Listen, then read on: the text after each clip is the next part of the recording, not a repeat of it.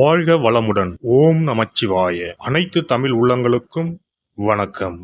நீங்களும் ஸ்ரீ மங்களகரமான குரோதி ஆண்டு மார்கழி மாதம் 17ஆம் தேதி புதன்கிழமை அன்று தனுசு ராசி உத்திராடம் நட்சத்திரத்தில் கன்யா லக்கணத்தில் இந்த மகத்தான ஆங்கில புத்தாண்டு பிறக்கிறது. இந்த வருட ஆரம்பத்தில் கிரக நிலைகள் என பார்த்தால் குரு பகவான் ரிஷபராசியில் வக்ர நிலையில் சஞ்சாரம் செய்கின்றார். கடகராசியில் செவ்வாய் பகவான் வக்ரம் மற்றும் நீச நிலையில் சஞ்சாரம் செய்கின்றார். கன்னி ராசியில் கேது பகவானின் சஞ்சாரமும், விருச்சிக ராசியில் புதன் பகவானின் சஞ்சாரமும், தனுசு ராசியில் சூரியன் மற்றும் சந்திர பகவானின் இணைவும் இருக்கும். கும்பராசியில் சுக்கிரன் மற்றும் சனி பகவானின் சஞ்சாரம் இணைந்திருக்கும். அடுத்ததாக மீனராசியில் ராகு பகவானின் சஞ்சாரம் இருக்கும். இவ்வித கிரக நிலைகளை கொண்டு இந்த 2025ஆம் வருடம் ஆரம்பமாகிறது. இந்த புத்தாண்டில் சனி பெயர்ச்சி, குரு பெயர்ச்சி, ராகு கேது பெயர்ச்சி என முக்கிய கிரகங்களின் பெயர்ச்சிகள் நடைபெற உள்ளது. இதன் காரணமாக சில ராசிக்காரர்களுக்கு குடும்பம், வேலை, தொழில் என அனைத்து விதத்திலும் முன்னேற்றம் ஏற்பட வாய்ப்புள்ளது. பிப்ரவரி 4ஆம் தேதி குரு பகவான் ரிஷபராசியில் வக்ர நிவர்த்தி அடைகிறார். மார்ச் 29ஆம் தேதி சனி பெயர்ச்சி நடைபெற உள்ளது. சனி பகவான் கும்பராசியில் இருந்து மீனராசிக்கு இடப்பெயர்ச்சி ஆகின்றார். மே மாதம் 14ஆம் தேதி குரு பகவான் ரிஷபராசியில் இருந்து மிதுன ராசிக்கு இடப்பெயர்ச்சி ஆகின்றார். மே மாதம் 18ஆம் தேதி ராகு கேது பெயர்ச்சி நடைபெறும்.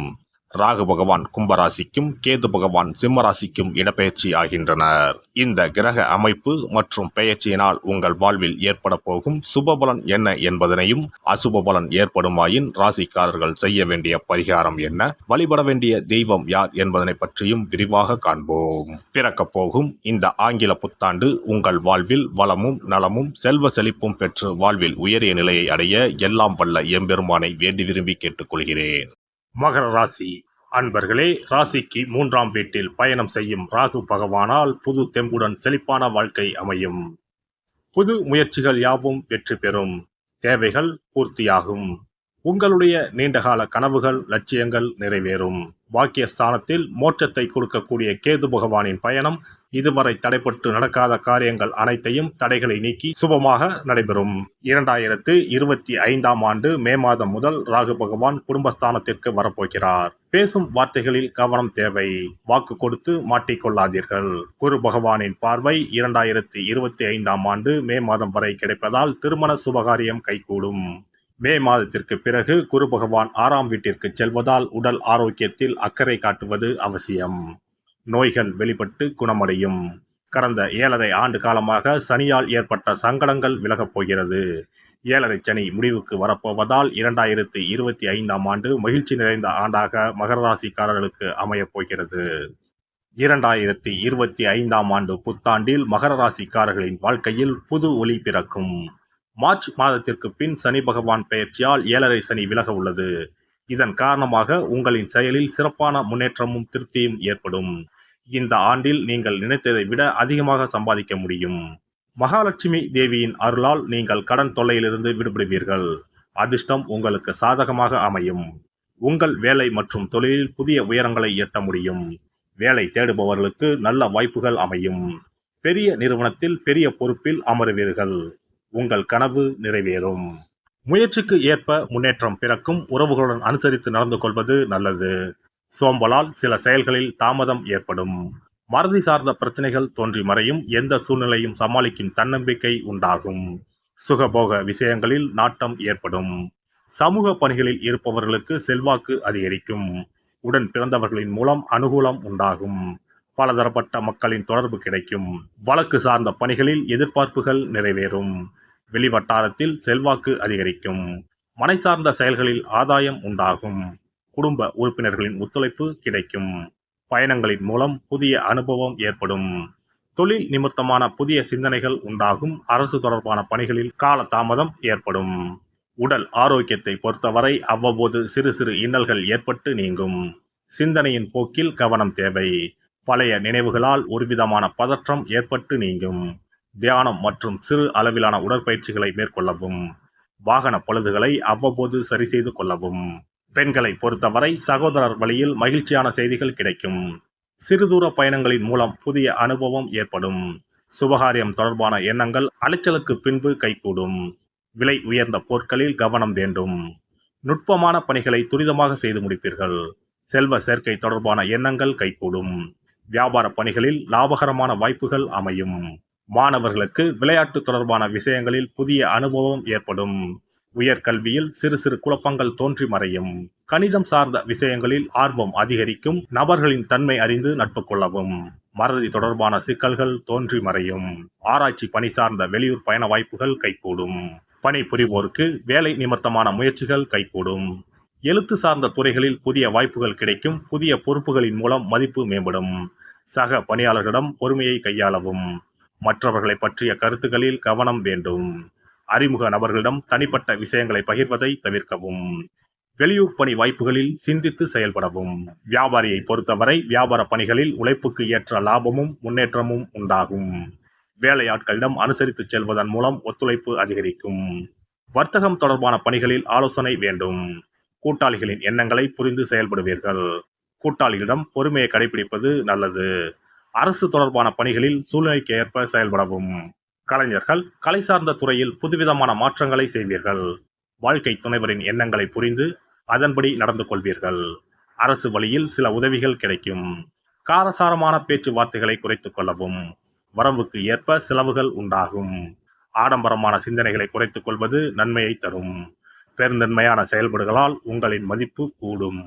அரசியல்வாதிகளை பொறுத்தவரை சாதுரியமான பேச்சுக்களின் மூலம் புதிய மாற்றங்களை உருவாக்குவீர்கள். பலதரப்பட்ட மக்களின் அறிமுகம் கிடைக்கும்.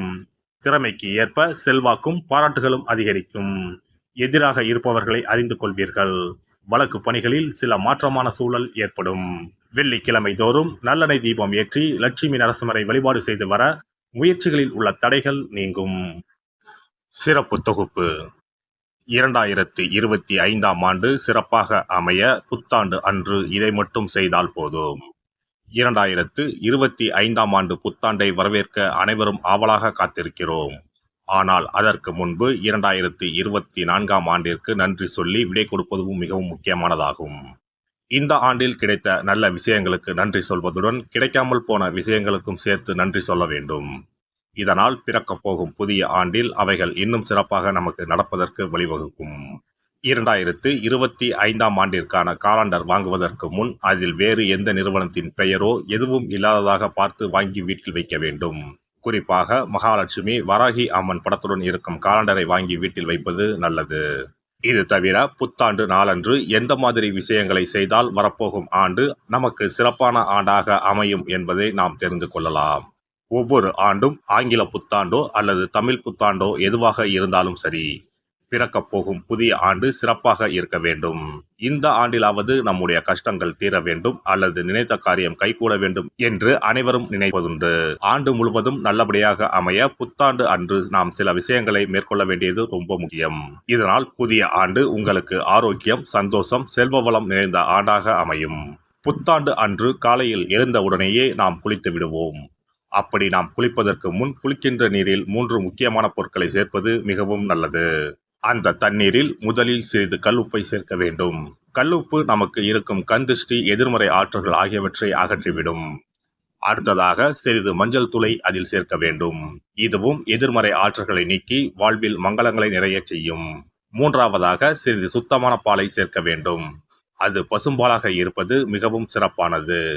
இவை மூன்றுமே மகாலட்சுமியின் அம்சமானவை என்பதால் இவற்றை நீரில் கலந்து குளித்தால் அந்த ஆண்டு முழுவதும் நமக்கு மகாலட்சுமியின் கடாட்சம் கிடைக்கும். அடுத்ததாக புத்தாண்டு அன்று காலையில் வீட்டின் வாசலில் சிறிதளவு மஞ்சள் தடவி அதன் மீது அரிசி மாவில் கோலமிட வேண்டும். அதன் மீது ஒரு அகலில் மஞ்சள் நிற திரியிட்டு நெய் விட்டு தீபம் ஏற்ற வேண்டும்.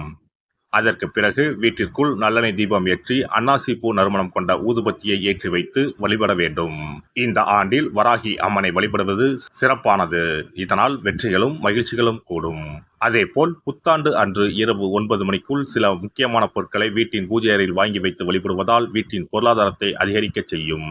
ராகு காலம், யமகண்டம் இல்லாத நேரம் புதிதாக தேங்காய் ஒன்றை வாங்கி வீட்டின் பூஜை அறையில் வைத்து வழிபட வேண்டும். அதன் பிறகு அதை எடுத்து சமையலுக்கு பயன்படுத்திக் கொள்ளலாம். தேங்காய் மங்களத்தின் அடையாளமாக கருதப்படுகிறது. இந்த பொருளை வீட்டில் வாங்கி வைப்பது மிகவும் நல்லது. அதோடு மயிலிறகை தேவஸ்தான கடைகளில் போய் வாங்கி கொண்டு வந்து வீட்டில் வைக்கலாம். முருகப்பெருமானின் வாகனமாக இருக்கக்கூடிய மயிலின் இறகை வீட்டில் வைப்பதால் நேர்மறை ஆற்றல்கள் பெருகும். அடுத்ததாக ஒரு கைப்பிடி அளவாவது பச்சரிசியை வாங்கி வீட்டில் வைத்து வழிபடலாம். கடைசியாக லட்சுமி குபேரர் சிலையை வாங்கி வைக்கலாம். லட்சுமி குபேரர் சிலை கிடைக்காவிட்டாலும் லட்சுமி குபேரர் படத்தையாவது வாங்கி வைத்து வழிபடுவது சிறப்பு. இதனால் ஆண்டு முழுவதும் வீட்டில் செல்வம் பெருகிக் கொண்டே இருக்கும். எல்லாம் வல்ல இறையருளால் நீங்களும் உங்கள் அன்பு குடும்பமும் உடல் நலம், நீலாயுள், நிறை செல்வம், உயர் புகழ், மெய்ஞானம் ஓங்கி வாழ்க வளமுடன். இந்த வீடியோ பதிவு உங்களுக்கு பிடித்திருந்தால் லைக் பண்ணுங்க, கமெண்ட் பண்ணுங்க, ஷேர் பண்ணுங்க, மறக்காம சப்ஸ்கிரைப் பண்ணுங்க, பக்கத்துல இருக்கிற பெல் பட்டனை கிளிக் பண்ணுங்க. நன்றி, வணக்கம். ஓம் நமச்சிவாய. சிவாய நம.